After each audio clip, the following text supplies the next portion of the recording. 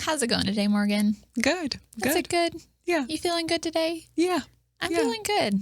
I'm glad to be here. Good. This is going to be a good talk. Yeah. Hopefully. Hopefully. We want to answer some questions today. Switching it up. Q&A. Okay. We are going to really get tested today. Okay. On our knowledge of the theology of the body. So, are you ready for that? I hope so. You hope so? When do you think was the moment or the time when you were like, oh, I get what theology of the body is? How long did it take you to really get that? I think it took me like 2 or 3 years. Well, yeah. So we can... I mean, I still think I'm understanding what theology of the body is. Like, not that I totally, but it took me like to not be like hostile to it. I'd say for 2 to 3 years. 2 to 3 years. So I appreciate that honesty. That's a big deal. What about you? That's great. Oh gosh. Well, the first time I heard someone talk about theology of the body, I was like, I got it. I mean, I didn't get it. Like I understand the whole book. I got the whole book down. Say no more. I got it. But I was convicted. I thought, this is worthy. This is beautiful. This is worthy. This is true. So, yeah. But I would say that it took a long time before I actually read the theology of the body text. Okay. I've read a lot of commentaries on theology of the body, but the actual text I didn't read till probably, I don't know, like 8 years after hearing it. So I had to work up my way to like tackling this book. This beautiful book. It's a beautiful book. Yeah, it's pretty hard to read at first. It is. But it's amazing. Yeah. You just have conversations with people like you and I have had over the years, and you just kind of get used to the language of it. Yeah. Yeah. And slowly you start to see things differently and pick up terms. Yeah. So our point is that this is a beautiful text, and it can be difficult to understand and unpack. So today we are going to try our best to explain simply to our listeners what the theology of the what the theology of the body is, and answer questions doing that. Open up your hearts to Christ.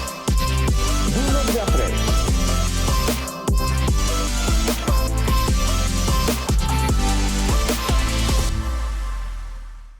All right, welcome back, everyone. We want to tell you about some great opportunities through Awaken Catholic. One is that you can join the Awaken Nation. The Awaken Nation is a group of donors that make this show and this ministry possible. All it takes is a monthly donation, and you can make that at awakencatholic.org/donate. And you can join the Awaken app. The Awaken app is like a social media alternative where you can chat with people within the Awaken community, including show hosts such as me and Megan. We're happy to chat with you. And there's access to lots of other cool things, such as prayers, events, a shop, all sorts of cool things. So yeah, you can download that at theawakenapp.io. Today's episode is brought to you by Select International Tours. At the end of 2021, Awaken Catholic is hosting 2 pilgrimage opportunities for you to join us in. One being to the Holy Land with Nick Delatorre, the host of the Awaken Catholic Show, and us, Megan and Morgan, the hosts of the podcast Naked Without Shame. So Morgan, what is our pilgrimage going to be about? We are going on a cruise on the Seine River in France. So we're going to Paris to see the tomb of Saint Joan of Arc, who's one of my favorite saints. She's actually my patron. Lisieux, where Therese of Lisieux is buried, another one of my faves. And also to Lourdes, to see Our Lady of Lourdes. So it should be incredible. Yes. If you are interested in our cruise or the trip to the Holy Land, you can go to selectinternationaltours.com/awaken. Okay, so welcome back. We are excited today to be answering some real questions that we got from real people about the theology of the body. Our friends. Yes. And we used the Awaken app actually to ask some questions. Yes. So we wanted to do a little plug in now to say that, as Morgan mentioned, you can reach out to us on the Awaken app. We have our own discussion board, I guess, our panel on the Awaken app. You can just go to our group and our show, Naked Without Shame, and you can ask questions. And that's really important to us because we're talking here and we want to know who's listening and what you think of us. And we always want to be clear about what we're talking about. So if you have any, questions or comments that you want to make about what you're seeing here on our show, you can always do that. Yeah. We welcome it. So definitely. yes. So we want to just answer some questions today, and we'd love to maybe continue to do this throughout the season too. So for sure. So yes, I think it'll be fun. We'll put our skills to the test here, our knowledge to the test. We'll see. Okay. Very good. You ready? Yeah, I think so. Okay. Question number 1. What is the simplest and shortest way to explain the theology of the body to someone who has never heard of it? Okay. I usually go the route, and it kind of depends on like who you're talking to too. Like you have to kind of know, like, is this someone who's already Christian? And you can kind of like say like, oh, it's if it's someone who's like already comfortable with Christian stuff, you could kind of go the route of it's a Christian way of understanding who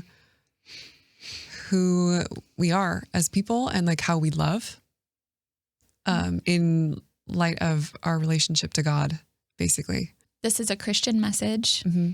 It has to do with how we love and what love is. Yeah. And how we find happiness through that love. Yeah. In this life. Yeah, exactly. Mm-hmm. Yeah. And I think if it's someone who's not Christian, I would go more the route of this is kind of what it means to be human, basically, and what it means to like you were saying, be happy.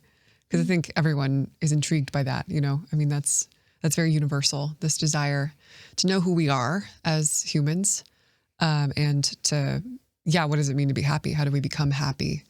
I think that's like obviously like a constant question on everyone's hearts. And so I think that going that route is really, I think, helpful. Yeah, that's great. Yeah. Yeah. I want to add too, with answering this question and trying to, explain it to someone else, adding the importance of the body too. Like theology of the body. So yeah, that's right. Theology of the body. I think that's what's immediately kind of like weird to people. Like, what does that mean? Theology of the body. Mm-hmm. The body. Like, what does theology have to do with the body? Yeah. That's usually my go-to. Okay. Over the years, I've explained what the phrase of theology of the body actually means. Okay. So theology is the study of God, and the body is what we are. We are bodies. Yeah. So what does my body, my person, have to do with God? What is the connection? Mm-hmm. Wow. Yeah. And then you can begin to say that the body communicates God. The body communicates love. That's how we are connected to God. Kind of simply, that's simply a main point of what the body is. It's a sacrament. It communicates God.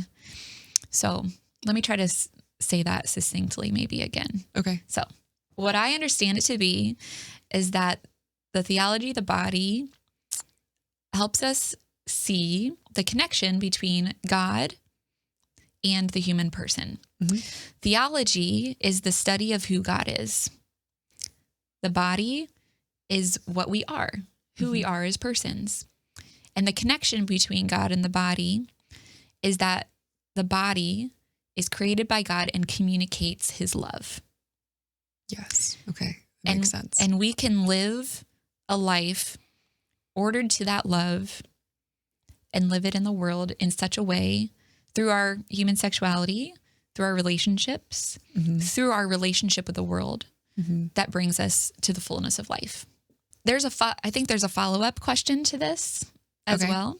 I think somebody had also asked, if I'm in a relationship with someone particularly. So someone who doesn't know theology of the body, but I'm in a relationship with someone, whether Right. you're dating or even married, Okay. Yeah. how can I best introduce this message to that person? That's a very good question. Yes. So while I do think that explaining what the theology of the body is in words matters, get people starting to think about what it is, the theology of the body is a living message. It is an embodied message. So I think the first and fundamental way to preach the theology of the body or explain the theology of the body is by living out love the best you can with people that you're in a relationship with. Yeah. Yeah. I agree with that. Mm-hmm. Yeah, definitely. It can't just be, people aren't interested in just like an intellectual answer ultimately. I mean, it is helpful, and it's helpful to have that kind of, I mean, it's indispensable actually. Like you need the intellect, you need the sort of the reason behind what you're doing. But at the same time, like if that is not lived and it's just this kind of like rote thing and you're like this, I believe this and I want you to believe this too. And like, it's this very kind of, it seems very abstract or very like disconnected from real life. I think people are just going to be like, why? Like what? I don't know. What is the purpose of this? Why does it matter? Why do I just arbitrarily have to believe this system of rules basically or something? Yeah. I think that, but when it's something that someone can see you really live and you animate in your person, that kind of like, it gives you life too. Like it gives you happiness and joy. It's not just this kind of like way of living it's just like these sort of rules that you follow that kind of, I don't know, are arbitrary or whatever. Like, if they can see that it's something that's enlivening you, that's extremely, I mean, that speaks so much.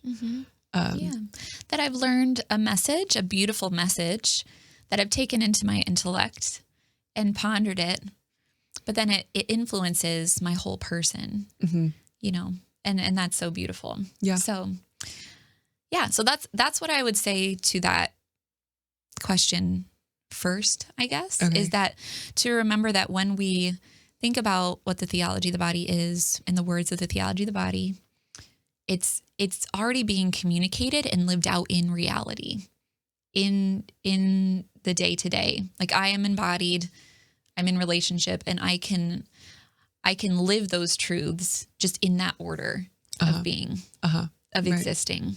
Yeah. So to trust that it's operating in your life. Yeah. I guess. Yeah. Does that make sense? Yeah. Trust it's operating in your life, and also trust that it's, I mean, if we believe this is true, it must be true for everyone. And it must also it must speak to people's hearts basically.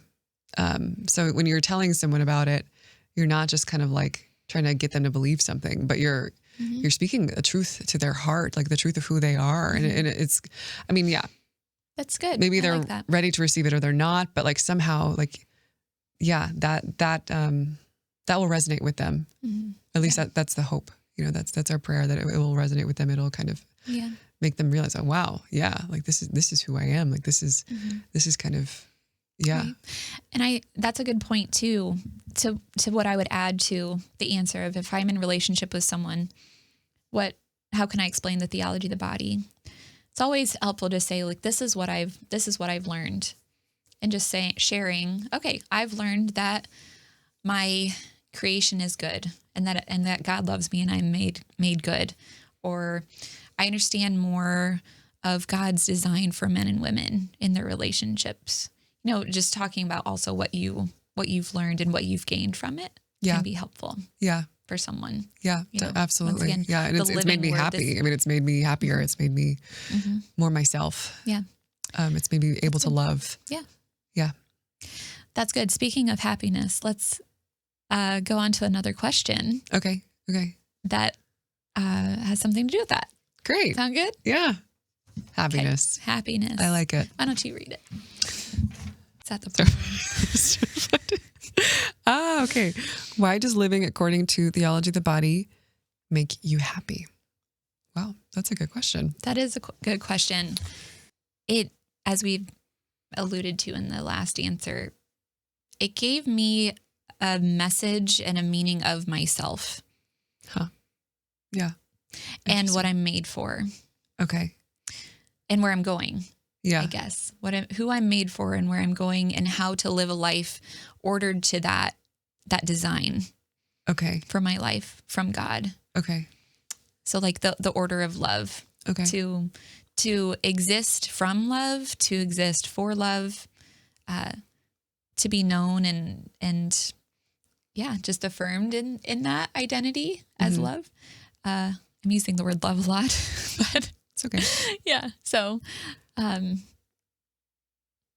did it change your way of seeing yourself? I mean, like, was it like kind of a distinct change, or was it kind of just like it was a deepening of what was already there, would you say? Yeah. That's a good question. Did you question. always think that, to kind of live in this relationship to God and kind of follow that and allow that to shape your entire life? Like, did you always think that was what would make you happy?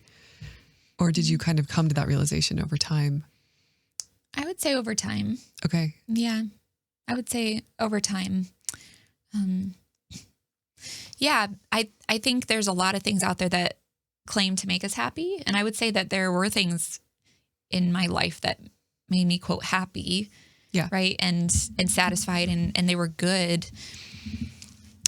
But what I realized is that those things that fulfilled my desire or made me happy or satisfied, like, we're still in the order of God's design for gifts to me, to be enjoyed, to be loved by him.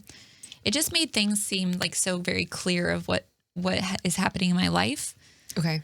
Can you give an example of like something that you used to think made you happy? And you're saying it did make, I mean, it was good. It wasn't like it was a bad thing. Yeah. I mean, even just my family life, I would say. Just living in my family and knowing that my family loves me. Like, those things made me happy to know that I was cared for and thought of and taken care of. But then there was like a deepening of the happiness, I guess, knowing that all of this is kind of lifted up into like an order of love. It becomes it becomes something greater and kind of, that's beautiful. That's interesting. Yeah. It becomes like more it's clear. not that it negates like these beautiful things in your life and you have to just like only love God now and you like everything else you reject. Yeah. But it's that actually like these things that are truly beautiful and do make you happy are kind of given this new horizon, like this new sort of like what you're saying, like ordering that then actually you receive those things, like we were talking about in our last episode too, like you receive them as a gift from God. And so then it kind of like gives them this eternal value. Like your family is not just like these people that you love anymore, but your family is like, wow, like this family, these people are given to me as a gift from God, and to love them is somehow part of my relationship with God. It's part of my eternal calling, if that makes sense. And my eternal calling and my end in happiness, in union with God, like in heaven at the end of our lives. Right. And all of these things foreshadow that final experience that we're headed towards. You're experiencing a little taste of heaven in those relationships, and that gives them so much more dignity and helps you, I think. I mean, it's not like we're constantly able to have this total awareness once we learn theology of the body. I mean, it's a work. It's something we have to really learn over time, but it's an awareness that we have to cultivate of like this moment before me, and these things that I love are eternally valuable, and they're speaking of God to me. They're part of my relationship to him. And so to practice that awareness is really like everything becomes a prayer, your whole life becomes this prayer. And so the world doesn't lose its value when you embrace God, but it actually it gains this incredible value, like this incredible dignity. And beauty. I mean, yeah. I like it. Would you add anything to that question, the answer to the question? Why theology of the body makes you happy? Yeah. I guess I would just say for myself, I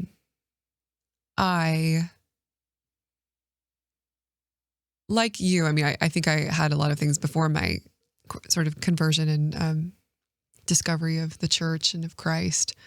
I had a lot of things that did make me happy. Like I was really into music, for instance, or I don't know, music was my main thing. And I loved it. And it did give me these sort of like these moments of like incredible happiness. And it was so beautiful.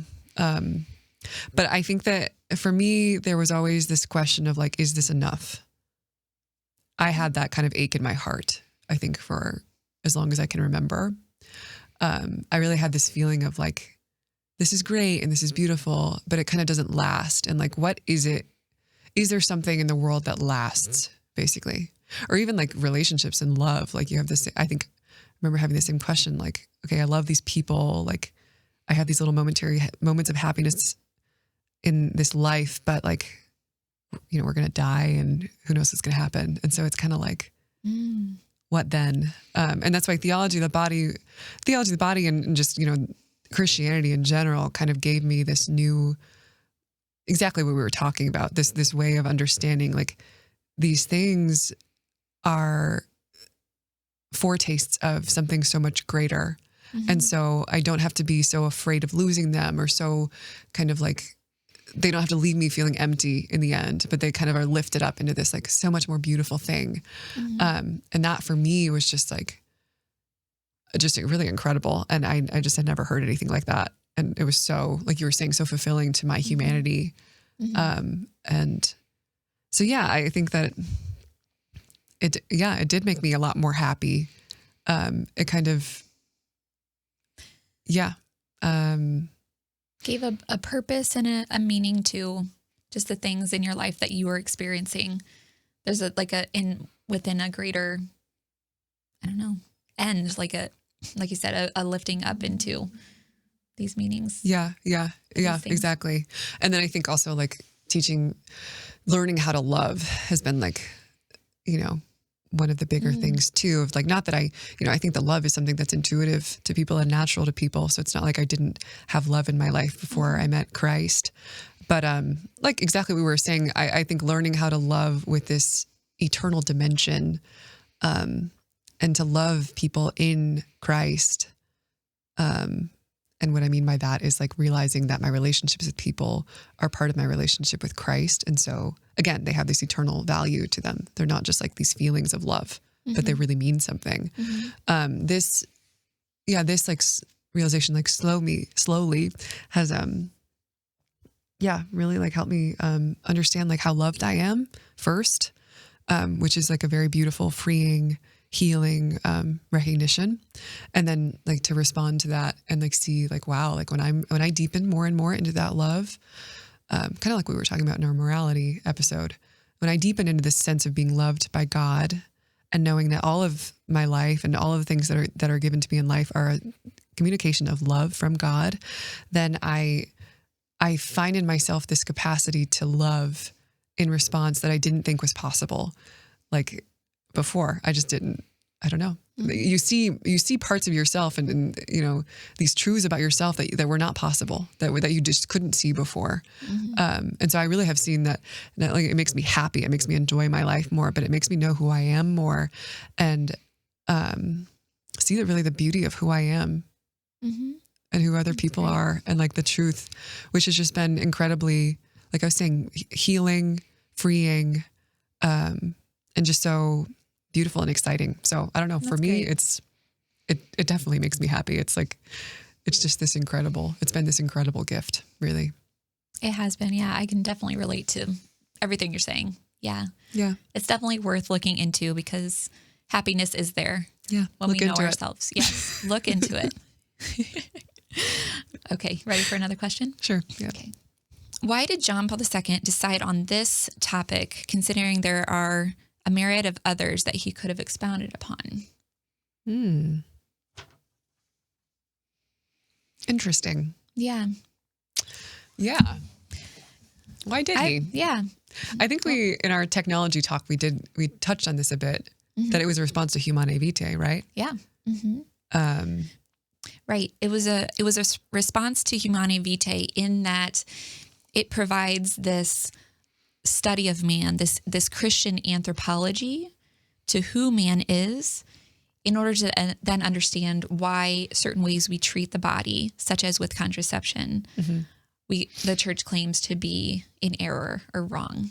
Yeah, or against the goodness of the inherent goodness of these things. Yes. Yeah. Yeah.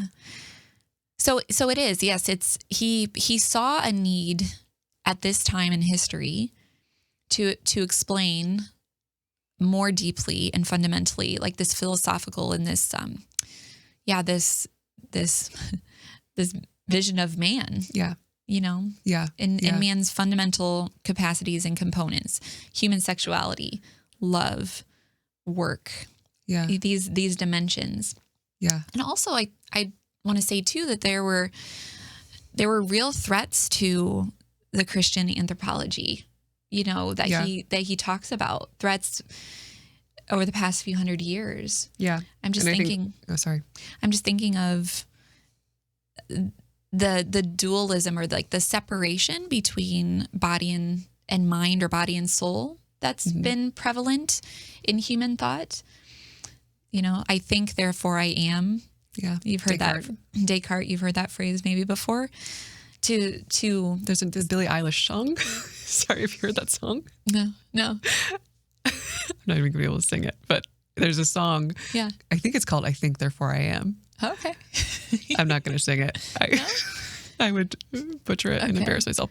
But anyway, it's very interesting. It is a very common phrase in our culture. Right. Yeah. Yeah. I mean, there is something to like the order of the human body and the human person, that we take in something, we think about it, and then it kind of can become manifest in us. Like there's an order to the body in that way, and there's parts to the body too that function differently. Yeah. But what John Paul II affirms is that the human body is a whole, the whole person that communicates something in the form of the body. And what can happen with like breaking the body into parts, or thinking of the body as parts, is that we begin to see it as a functional thing, or like something that can just be easily changed and manipulated. The parts can just be changed as a part here and there and there. And then we get confused about the nature, the purpose of the human body. Right. Yeah. So that's, I see. So you were saying that like in, modernity, and so with these thinkers like Rene Descartes, or like Francis Bacon, or all these other dudes, who kind of started thinking this way, what happened was there was sort of this like shift in understanding the human person as a body and soul unity, and a sort of integrity of body and soul, to seeing man as something, like you're saying, this dualism, like my mind is kind of separate from my body, and my body is almost just this kind of tool that I can use or manipulate in whatever way I want, and I don't have to honor it, I don't have to respect it anymore. It's kind of, and we were saying in our last talk about technology, this goes also for the world around us. Like I don't have to honor the natures of things. I can kind of just manipulate whatever I want and abuse things, really, because they don't matter. I mean, they don't have intrinsic meaning. They don't have value. Right. Yeah. So instead of the body being an expression of the person, the body can, in this way of thinking about the body mechanistically, can become abstracted to my person. It's like a possession of mine. The body is a tool, or an external thing to who I really am. Right. And so John Paul II saw that too in his own studies, and thought, okay, how do we affirm that the body person is in union? Yeah. In that way. Yeah. And I think we were seeing more and more like the real dangers of conceiving man in this way, in this dualism. I mean, like, if we don't recognize that the body has value, then we can kind of, he was starting to see this trend in like science, for instance, of like, all sorts of like the life issues, basically, like contraception, of like the body doesn't have meaning, so we can kind of do whatever we want with it, and we can control our fertility and damage it, and abuse it basically based on what we want to do because it doesn't have meaning. And I can kind of use the other person in that sense too. I mean, that's a danger, that I can use the other person's body basically because it doesn't have value. It doesn't have meaning. Yeah. Yeah. And I mean, the more you study the theology of the body, the more you realize what the body is as a communication of God and the communication of your person. Right. Like you really just start to love the body. Yeah. Like as it's created. Yeah. Right. You just really appreciate the body and the masculine body and the feminine body and like what that communicates. Yeah. Is really beautiful. Yeah. Like we were talking about in our first episode, healing our relationship with our bodies. I mean, it's definitely hard. It's not just that you learn these things and then your relationship with your body is perfect. It's a tension, but it's like helping us to just kind of have this harmony in our person and not live in this kind of world of like, more and more we're becoming disconnected from our bodies. I mean, even with like technology, that's a big real threat is that we're kind of living in this increasingly virtual, disembodied world. And what are the consequences of that? I mean, I think that that's really important in all that we're talking about with theology of the body, to think through and recognize like what's the consequence of that for our humanity, for our ability to relate to ourselves, to other people, and the world around us in a way that makes us happy, in a way that allows us to love. So I think that John Paul II saw all these trends. Like we were saying, like this trend in modernity towards dualism and seeing the person as separated, the body and soul, and towards like this sort of technological view of reality and of the person, and said like, wow, okay, we need to Christianity. These things have been in the church from the beginning. I mean, it's not like he's just making this stuff up out of nowhere. It was there in essence, but it needed to be developed. It needed to be spoken and articulated in a new, clear way for modernity, because we're kind of going in this other direction. And he was like, okay, it's now time for the church to say these things explicitly. Because maybe before modernity, this stuff was just like very obvious for people. Like, body and soul are in union. Like, there are natures to things, like there's meaning to the body, all these, like that was very intuitive, but it's not anymore. So how is the church going to respond? And I think that's really the brilliance of and the incredible like perceptiveness of John Paul II. Yeah. He's so good. Yeah, he's amazing. He's really incredible. Yes, like he a is great incredible. gift for the church. Yeah, absolutely. That's wonderful. Okay. Before we continue, are you tired of being stuck at home during this pandemic and want to go out and see the world? Well, join us for a cruise in France or with Nick Delatorre to a pilgrimage in the Holy Land. To find out more, go to selectinternationaltours.com/awaken. Next one? Yeah. I think this is our final one, actually. Oh, Yes, okay. for now. Okay, here we go. I'll let you read it. Okay, wait, which one is that? That one. Oh, okay. Ah, yes. The classic question. Can men and women be friends? Also, in a marriage, what are proper practical boundaries for male and female friendships?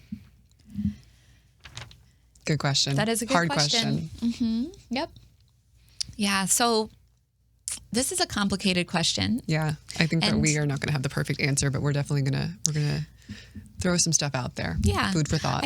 I think in our studies, I think, and just in our conversations, I think we have a good answer to offer.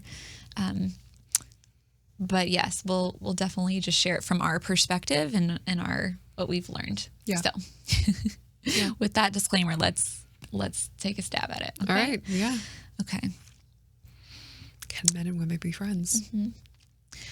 I think most people would like to say yes. Yeah. Yeah. I think there's an intuition of, wow, like friendship is good, and men and women can also live in this harmony and this peace and this this beautiful type of relationship where one another respects each other. I think that's very true. I think that's probably learned, in family life if you have siblings that are, the opposite sex as you kind of learn how to be in relationship there, like with them. Yeah. Like I grew up with my brother's friends. Yeah. And my brother, I just have a brother. no Yeah. sisters or anything. So Yeah. yeah, I was friends with the opposite sex since I was very little. Yeah. Yeah, me too. And they were great friendships. Yeah, So, exactly. Yeah. Yeah. So we want to affirm that, like being in a relationship can be with anyone. Yeah. And I think that if we kind of like, even just like asking that question for me, I think it's a very important question, and it's something that like we have to tease out and kind of, really take seriously. But at the same time, like you can see in the question a little bit, like there is this kind of wound or suspicion of like, is that really possible? Because I don't know, we've seen this lack of freedom in ourselves or in other people, potentially, of like being able to be pure of heart in our friendships with the opposite sex. And so that's understandable. Like there is that wound, I think, and there is that sort of danger. We have to be realistic about it. At the same time, there's kind of this suspicion in the question of like, maybe that's going to happen. And so can we be really fully free in our relationships with people, basically? Or do we have to kind of like stifle ourselves or guard ourselves constantly? Does that make sense? Yeah, I think so. Yeah. So I think in the question, we want to say that the journey of purity of heart and freeing yourself from the suspicions of the heart is one step maybe in that. But then recognizing too that people are given in a certain way to you. There's an order to who people are for you. Okay. And I would say that, in the case of people who are married with a vow, it makes it kind of, in a way, it seems to me like easier to know who people are for you, because you know who your spouse is for you, and that this person is your person. This is the person you vowed to love. You are friends with this person, but you are also united to this person for life. And so everybody else will have to be just your friend. Okay. So you're saying the objective reality of a vocation kind of gives clarity to your friendships, basically, with the opposite sex. Yeah. I would say objectively. Okay. It's more like intricate than that and complicated, but I think, in thinking about answering this question, like the vow, I think, orders this a little bit more clearly, and then you can begin to work on that purity of heart. Okay. That purity of heart in when you are friends with someone of the opposite sex, and maybe even be attracted to that person, that there can be a journey of purity. Yeah. And recognizing, okay, I affirm the beauty of this person. I affirm the goodness. I affirm that I really love this person even. Yeah, absolutely. But to always remember, like, I love this person because I love my wife or my husband. Yeah. Yeah. My love for my vow given by God, the love I receive from God in my vow, whether married or a priest or consecrated, that love is first, and then that flows into my other relationships. Yeah. And I know who those other people are for me. Yeah. Yeah. That's what I would add, I guess. But it is more complicated than that. Like the human heart and the human person. You might have to, I mean, that might require, I agree with you. I think that's very helpful. And if you are given a vocation and you're kind of, it's clear now, like this is sort of the path of my life, and this person that I've devoted myself to, or if you're celibate, this God that I've devoted myself to, this is like the sort of total horizon of my life, and everything has to be within this. I mean, this is an objective reality, basically, this vocation. And so I don't have like a question anymore about like, who is this person for me? Yeah. Like, I've been given that answer to that question. Yeah.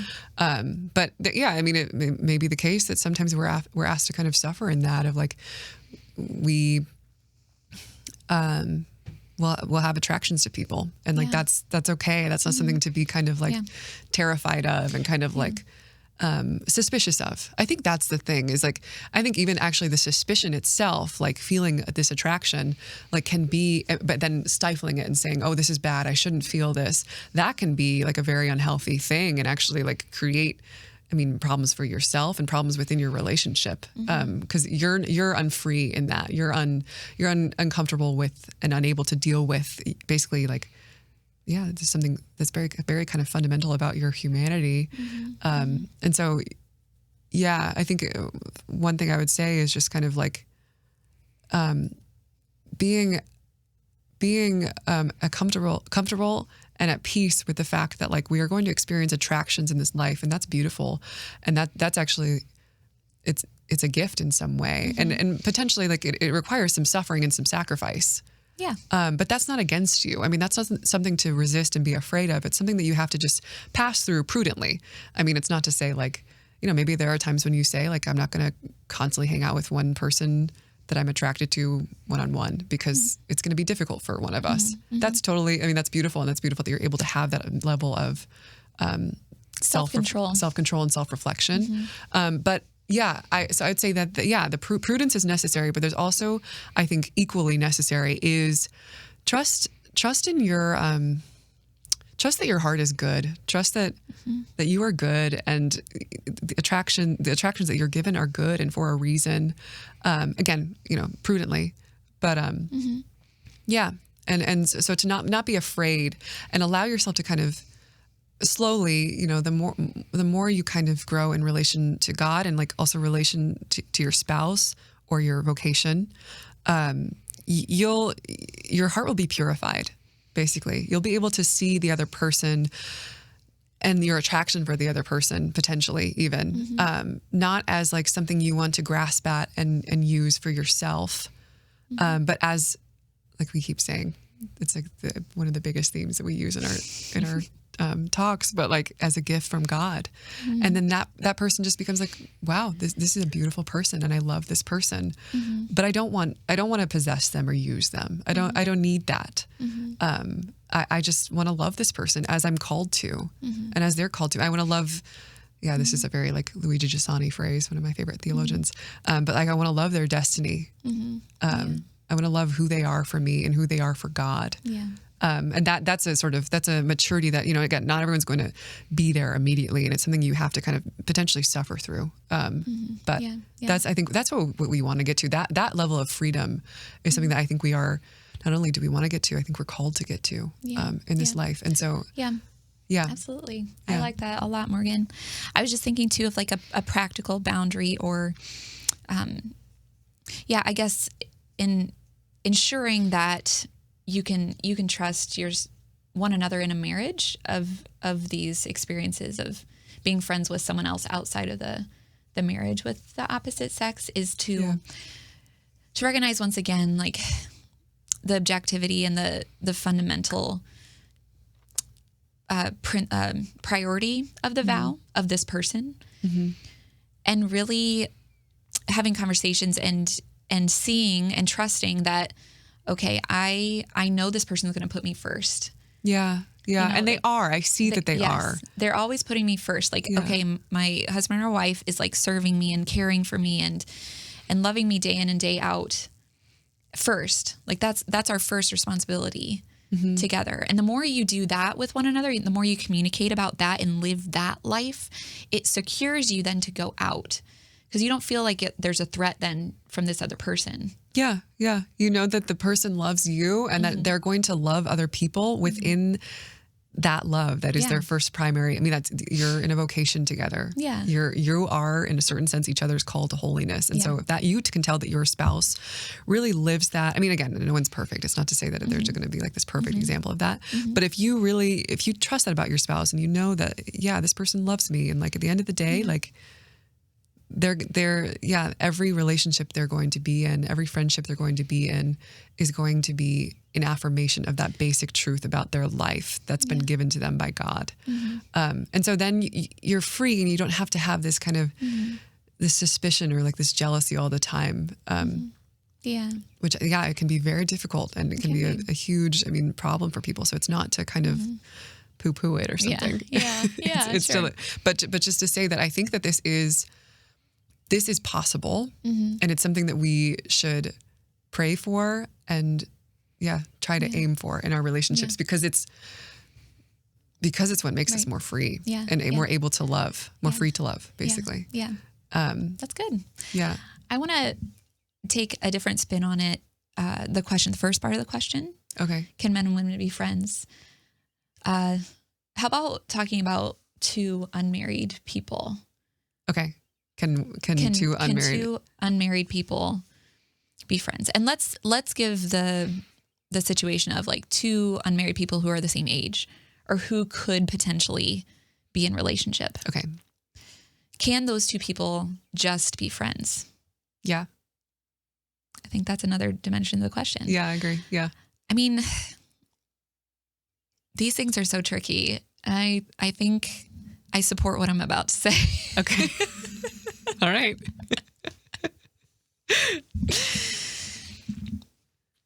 It's more complicated than this, and this is not as practical of an answer. But I would say that two people who are not in a state of life yet, who are friends, who really care for each other, who have said like we are friends. What's missing is that security of the vow yet. And so you're not quite 100% sure that this person is just your friend. Okay. Yes. You can practically, I think you can be friends. You can enjoy each other. You can kind of put in your mind like this person is just my friend. And I love this person. Mm-hmm. I think practically you can do that. But I think the objectivity of not having a vow there will always be an openness to the possibility of being more than friends. Okay. Gotcha. Does that make sense? Yeah. Yeah, it makes sense. Okay. I don't know. Do you have any thoughts on that?